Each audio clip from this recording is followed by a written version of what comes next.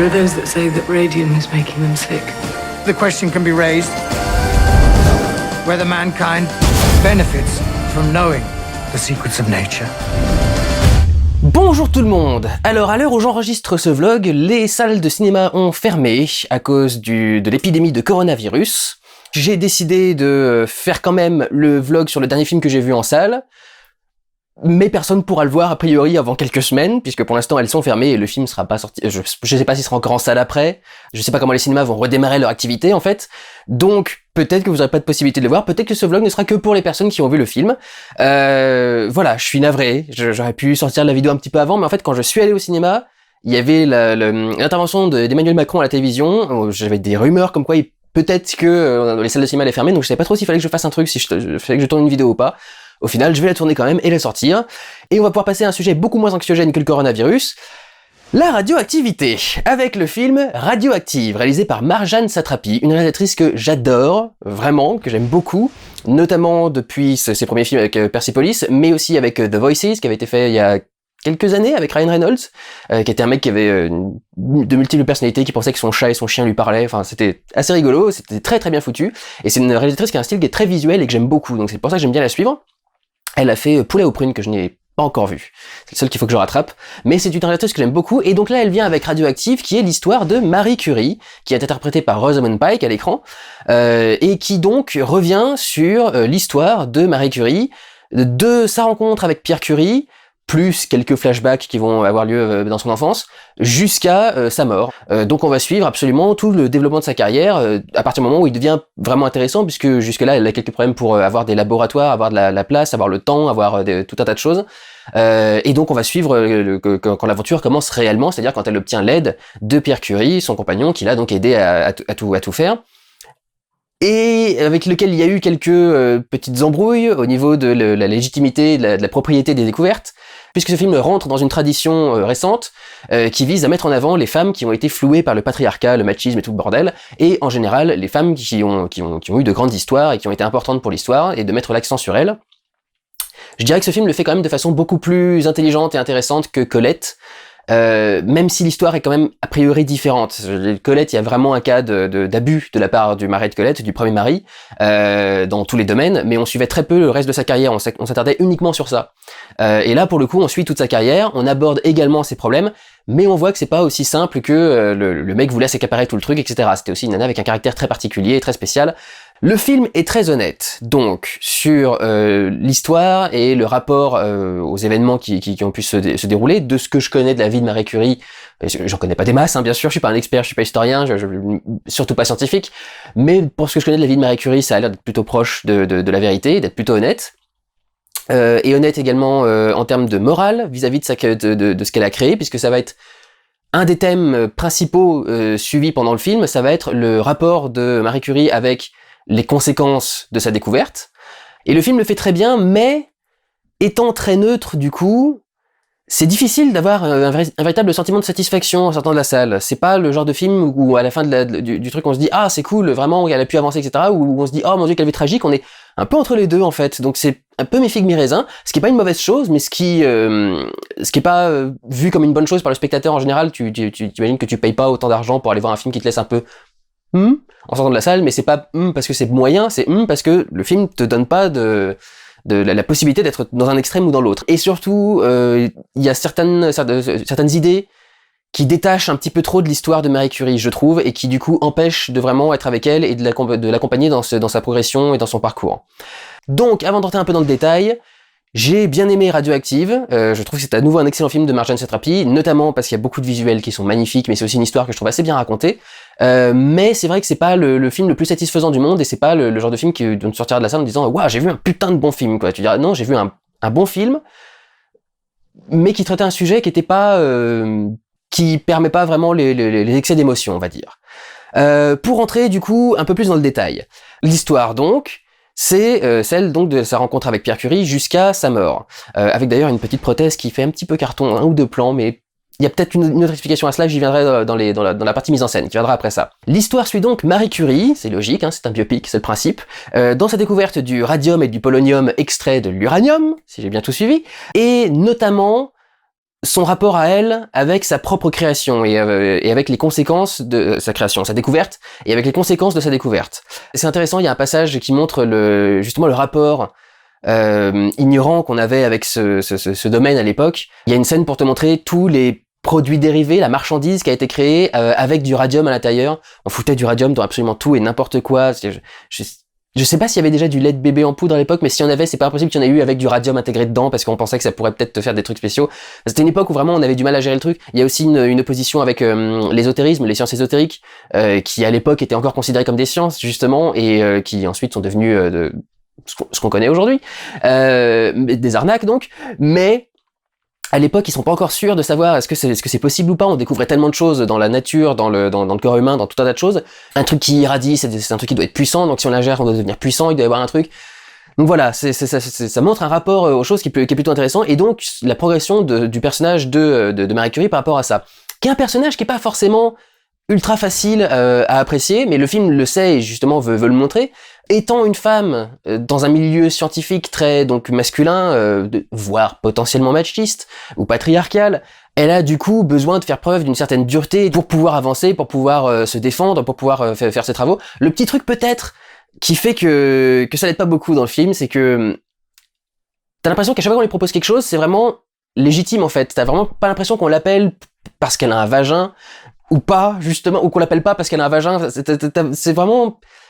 T'as toujours l'impression que les gens sont prêts à l'aider et qu'en fait c'est juste elle qui est tellement rigide et tellement fermée qu'elle va rien entendre et que du coup qui fait que les choses progressent pas. Et elle peut être parfois un peu trop dure, un peu trop froide, juste pour défendre son indépendance et sa liberté de penser et d'entreprendre quoi en général. Donc c'est un personnage qui doit être fort pour survivre et le film quand même te le montre globalement bien, si ce n'est que à plusieurs reprises, effectivement, on a l'impression que les gens sont pas si méchants que ça avec elle. On la croit même tout de suite quand elle annonce vous aviez tort finalement sur la définition de l'atome et j'ai découvert tel truc, etc. Et en fait, vous devez tout repenser et tout le monde est bravo madame. Et tu fais bah du coup le patriarcat il est pas si imposant que ça a priori quoi. Bref. Mais tu vois quand même qu'il y a un problème puisque elle est, les femmes sont clairement minoritaires dans le milieu. Quand elle a du coup des moments où elle se libère, quand elle a des moments où elle s'autorise une blague, où elle s'autorise à se relâcher un petit peu, etc., c'est d'autant plus fort aussi parce qu'on sait que c'est pas son naturel, que c'est pas comme ça qu'elle est habituellement. Et du coup, quand on la voit passer un palier, on est content qu'elle ait passé un palier quand même, quoi, qu'elle ait un peu fait craquer le vernis, qu'elle ait légèrement entrouvert la porte. Vous voyez ce que je veux dire, quoi. C'est qu'elle se soit un petit peu décoincé le cul, on va dire. Donc du coup, son histoire personnelle, son histoire privée est assez relativement bien montrée. Je vous dis, on sent pas trop le patriarcat, mais grosso modo, on sent qu'elle a besoin de lutter, qu'elle a besoin de faire ses preuves, que les gens veulent la couver ou la pensent plus faible, etc. Donc qu'elle a besoin de faire des trucs pour se prouver qu'elle est puissante. Je me demande même si c'est pas pour ça qu'elle dort avec sa petite fiole de radium là. Mais c'est au niveau des comportements aberrants, le fait qu'elle dorme tous les soirs avec sa petite fiole de radium dans la main, tu fais putain mais comment est-ce que ta main ne s'est pas réduite en poussière en 2 semaines quoi? C'est pas possible. Mais du coup, ce qui empêche vraiment, à mon sens, de rentrer dans l'histoire, d'apprécier la vie de cette femme, etc. C'est une décision particulière au niveau de la construction du récit. J'en ai parlé vite fait au début, le fait d'altérer des flashbacks et des flash-forward. Mais les flash-forward ne concernent pas directement Marie Curie. C'est pas Marie Curie qu'on voit plus tard quand elle est vieille avec tout un tas de rapports par rapport à la radioactivité, etc. Notamment parce que tout ça s'est produit une fois qu'elle est morte. Mais on va avoir des scènes qui vont suivre les conséquences des découvertes de Marie Curie. Ce qui joue aussi dans le cours du récit principal, le cours du récit de sa vie à elle, sur son état mental, le fait qu'elle se dise putain qu'est-ce que j'ai créé, ça va être monstrueux, on peut en faire une arme, ça désagrège le corps des gens, enfin qu'est-ce que c'est que cette horreur, etc. Donc il y a effectivement tout un tas de troubles et on montre donc ses conséquences avec l'essai de la bombe nucléaire dans le Nevada, le largage de la bombe sur Hiroshima et également avec l'incident de Tchernobyl. Donc on a quand même pas mal d'incidents qui montrent les conséquences dramatiques et gravissimes de la découverte des radiations et de certains éléments de notre environnement. Mais il y a aussi la section rédemption un petit peu, qui est la thérapie par rayons, la découverte aussi des rayons X. Mais le problème, c'est que tout ça sort complètement du récit. C'est-à-dire que t'es en train de suivre la vie de cette meuf, on te fait une découverte, un truc, et d'un seul coup, il y a probablement un événement dramatique, et là, t'as une transition avec Voici le petit Tommy qui arrive à l'hôpital du Nevada ou je sais pas trop quoi pour être le premier patient à être traité par radiothérapie dans cet hôpital, etc. Et la séquence dure 5 ou 6 minutes environ, avec le père qui est en train d'avoir peur pour son fils, le médecin qui est en train de le rassurer, etc. Et chaque segment comme ça qui retourne dans le passé, peut-être pas Tchernobyl qui est celui qui passe le plus vite, mais chaque segment comme ça qui retourne dans le passé prend un peu de temps et d'un seul coup fait une coupure brusque avec tout le reste du récit, toute la progression dramatique. Et quand tu reviens au récit, du coup, t'as besoin de te remettre dans le truc, quoi, de te dire ouais, alors où est-ce qu'on était, qu'est-ce qui lui était arrivé, ah oui d'accord, il se passait ça, etc. À mon sens, en termes de storytelling, c'est mal pensé. Je dirais pas que c'est une faute, je dirais que c'est mal pensé parce que je pense que ça aurait pu marcher avec une autre solution qui aurait été de faire un montage alterné entre toutes ces séquences, tout le film. Je sais pas exactement où est-ce qu'on aurait pu les mettre, c'est ça le problème, mais si on avait pu, par exemple, commencer avec le gamin qui rentre à l'hôpital, et avec la chambre qui s'allume, le gros truc de traitement au rayon, qui commence à vrombir, à démarrer, etc., et qu'on avait ensuite, petit à petit, eu des plans qui montraient le gamin arriver dans l'hôpital, se faire soigner, etc., pendant qu'en parallèle, t'avais la vie de Marie Curie, et que tu voyais d'autres conséquences, genre Tchernobyl, etc., etc., je pense que, peut-être plus des entremêlés dans l'histoire, je pense que ça aurait mieux rendu que là, en faire juste un bloc. C'est, d'un seul coup, en plein milieu du récit, on fait une pause et on part sur complètement autre chose que notre personnage principal. Pour moi, du coup, ça sort un peu du truc, et ça donne presque un rendu quasi reportage ou documentaire TV, quoi, plus que film, finalement. Parce que t'as vraiment l'impression que d'un seul coup, la narration s'arrête, le récit n'est plus au centre, et que ça devient juste quelque chose d'explicatif autour des radiations et de la radioactivité. Et du coup, t'as l'impression qu'on passe dans un documentaire télévision plutôt que, ou dans un film historique presque, plus que dans un film narratif, fictif, romancé en tout cas, même si c'est un biopic, mais en tout cas romancé. Donc je trouve que c'est vraiment les petits détails qui viennent plomber la réussite du film, c'est ces petits flash-forward sur le futur qui sortent complètement du récit qu'on est en train de suivre, quoi, au cours du film. Maintenant, ce qui sauve le film, c'est la mise en scène de Marjane Satrapi. J'adore ses visuels, j'adore son style, j'adore le genre d'univers qu'elle crée. Elle aime bien les univers qui sont un peu fantasques, où tu peux te permettre de faire des petites illustrations, des passages complètement fictifs, un peu ésotériques, avec des très beaux visuels, très recherchés. On a, dans la liste des décisions intéressantes au niveau de cette mise en scène, déjà un jeu intéressant sur les optiques. J'ai pas réussi à trouver dans le dossier de presse ou les petits extraits du dossier de presse que j'ai pu trouver sur Internet, ou les interviews, j'ai pas pu trouver de réponse à ça, mais je suis presque sûr que pendant le tournage, elle a utilisé des vieilles lentilles, peut-être même d'époque. Je sais pas si vous savez, mais en fait, le principe d'une lentille, d'une optique, a peu changé en fait depuis qu'on a inventé la photographie. Et il est assez facile, relativement facile, de restaurer des optiques qui datent d'il y a 100 ou 120 ans. Pour tourner avec du matériel tout à fait moderne, quoi. On a des bacs d'adaptation qui permettent de brancher d'anciennes optiques sur des montures de caméras modernes et des montures d'objectifs modernes. Et on peut du coup prendre il y a un mec qui fait ça sur YouTube, il a une chaîne qui est dédiée à ça. Il prend des Red One ou des Alexa ou des trucs, donc les caméras numériques de la meilleure qualité possible, et il fout dessus des objectifs de vieilles appareils photo des années 1890, 1880 et quelques, quoi. Enfin, des trucs qu'il a vraiment trouvé, je sais pas, au fond de quel vide-grenier, restauré, et qui fout ensuite sur des lentilles 4K. Ce qui est très bizarre, c'est que, en fait, souvent, ces lentilles ont presque un piqué quasi moderne, quoi. Elles ont un rendu qui est parfois un petit peu dur, un petit peu sec avec la lumière, mais t'as souvent l'impression que c'est aussi net et aussi piqué que n'importe quelle image que t'aurais pu faire, que t'aurais pu avoir avec une autre optique. Et là, pour le coup, tu sens qu'il y a vraiment un travail de recherche pour garder les défauts des lentilles d'époque. Ou si on reprend des lentilles d'époque, prendre des lentilles avec des défauts. Et si c'est pas des lentilles d'époque, si c'est un truc à la Quentin Dupieux dans Wrong, par exemple, Wrong Cops, si c'est des lentilles genre des années 60, 70, il y avait beaucoup de lentilles de ces époques-là, notamment russes, qui avaient des gros défauts visuels, certaines américaines aussi, des Panavision, celles qui sont utilisées sur Star Wars, vous avez elles mettent des déformations en fait sur tout le contour de l'image. Le milieu va être net, et vous allez avoir un petit cercle autour de l'image qui va progressivement devenir de plus en plus flou sur les bords et sur les côtés, voire avoir d'autres effets d'autres défauts, genre dédoubler l'image. On va avoir un petit effet de fantôme avec les personnages qui vont se dédoubler ou les objets qui vont se dédoubler dans l'image, et donc qui vont créer un petit défaut très particulier et qui est vraiment propre à du vieil appareil mal monté ou à une lentille cassée, un truc dans ce genre-là. Et alors autant sur les intérieurs ça se sent pas trop, sur les extérieurs c'est quasi tout le temps visible. Il y a presque tous les plans extérieurs. Il y a un moment où ils sont dans un petit parc sur un petit banc. Ça fait vraiment du coup soit la peinture d'époque, soit la photo d'époque. Et tous les personnages qui sont derrière le petit banc, tous ceux qui sont hors de la zone de netteté, ont ce léger flou qui débarque sur le côté avec cette petite aberration, ce petit dédoublement du personnage, etc. Ce qui rend des plans qui ont beaucoup de charme, qui sont assez jolis, et des lumières surtout dans tout le film qui sont assez magnifiques. Il y a un travail des ciels qui deviennent, je vous ai dit, ces vieilles lentilles-là étaient un peu trop opaques et géraient un peu pas très bien la lumière, ou elles avaient des impuretés dans le truc, je sais pas exactement ce qu'il y avait. Mais elles avaient du mal à gérer la lumière. Donc là, par exemple, quand on a un ciel, les ciels sont presque tous laiteux, un petit peu blancs, et il y a beaucoup d'effets comme ça de reflets de lumière qui sont des reflets qui font des reflets assez anciens, quoi, des reflets qui sont très généraux, très grossiers, qui apparaissent de façon très très particulière, parce que tu sens que c'est une lentille assez ancienne. Je viens de faire au moins 5 minutes dessus, j'espère qu'elle a vraiment utilisé d'anciennes lentilles, mais il me semble vraiment qu'elle a utilisé des lentilles antiques d'époque pour avoir un rendu particulier dans l'image. Je trouve que ça rend super bien. C'est vraiment, je l'ai remarqué à chaque cadre et c'était magnifique. Elle a aussi, avec ce travail de lumière surexposée, il y a un plan où elle les filme au bord d'un lac. Les reflets, enfin les petits reflets sur l'eau de la lumière sont presque tous un peu surexposés, mais font aussi un léger petit flou qui est du coup très joli et très romantique. Ça rend vraiment très très bien sur les photos et c'est assez beau. Et le reste des plans n'est pas flou, mais ça reste, donc je vous ai dit, assez net. Mais c'est vrai qu'il y a un rendu comme ça sur la lumière qui est assez intéressant.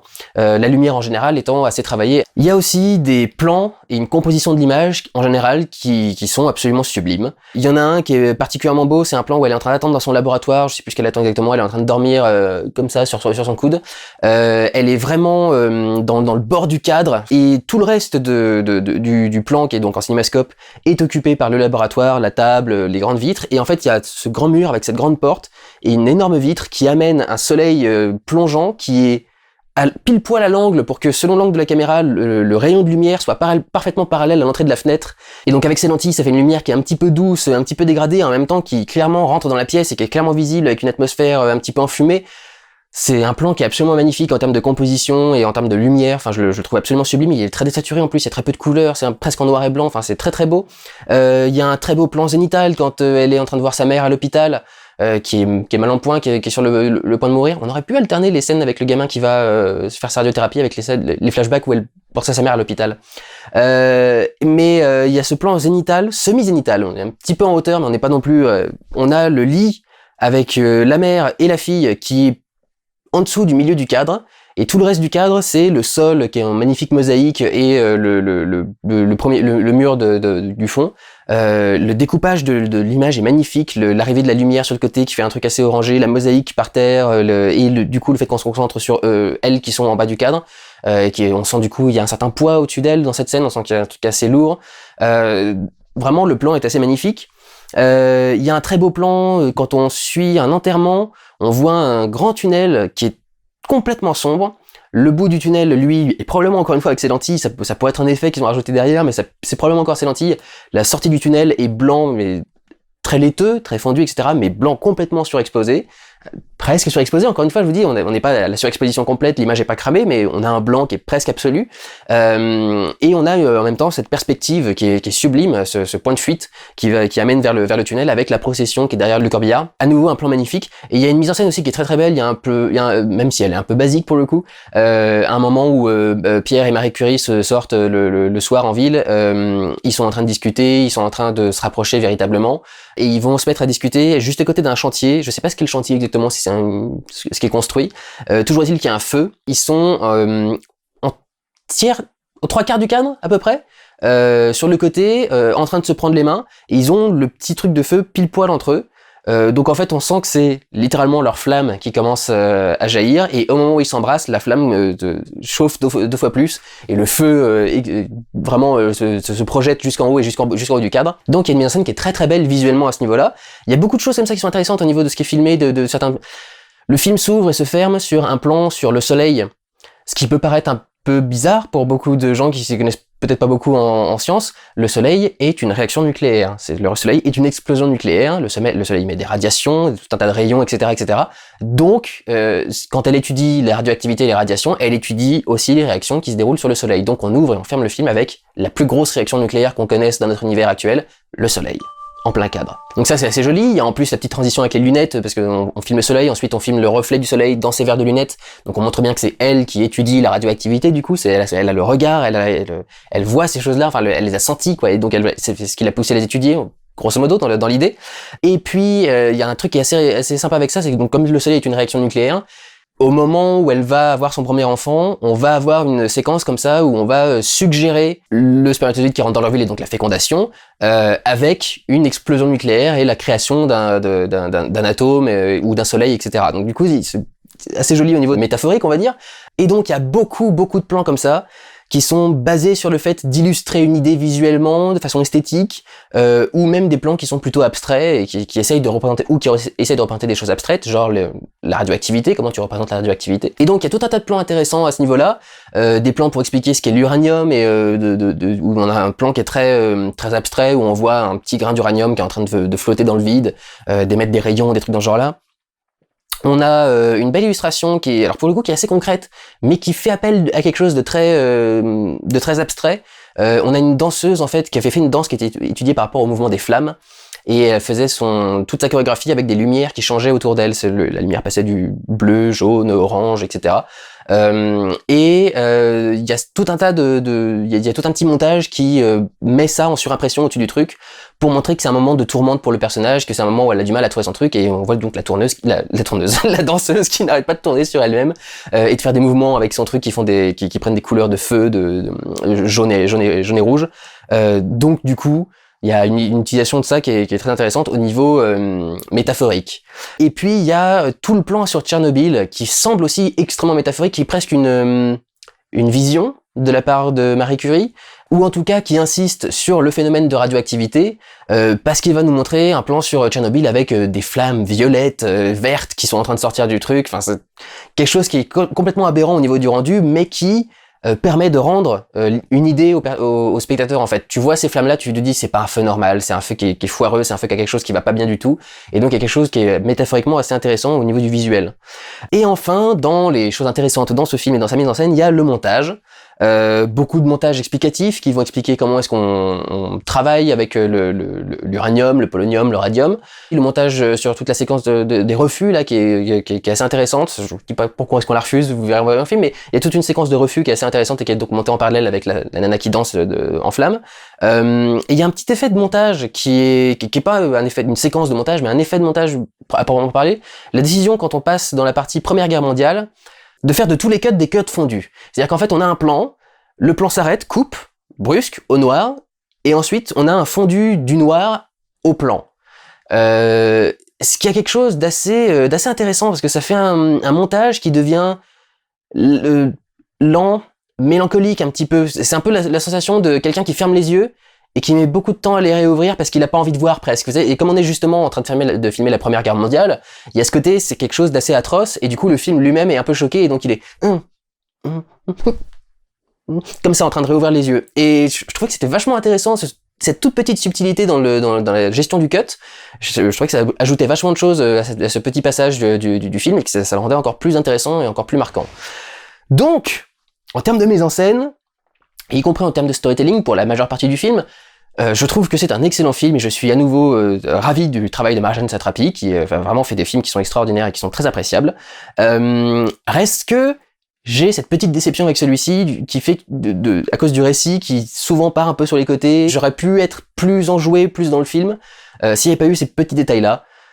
Donc voilà, c'est le petit truc qui a gâché mon expérience cinématographique. Donc voilà, pour ce qui concerne mon avis sur le dernier film que j'ai vu avant que les cinémas ne ferment pour des raisons sanitaires. J'espère que vous avez apprécié du coup ce dernier vlog avant réouverture des cinémas. On l'espère assez prochainement. En attendant, prenez soin de vous. Comme je vous le dis à chaque fin de vidéo, lavez-vous les mains, prenez soin de vos proches, faites attention aux personnes âgées.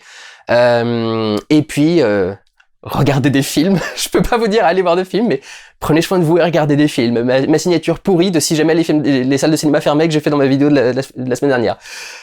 Prenez soin de vous et regardez des films. Ciao!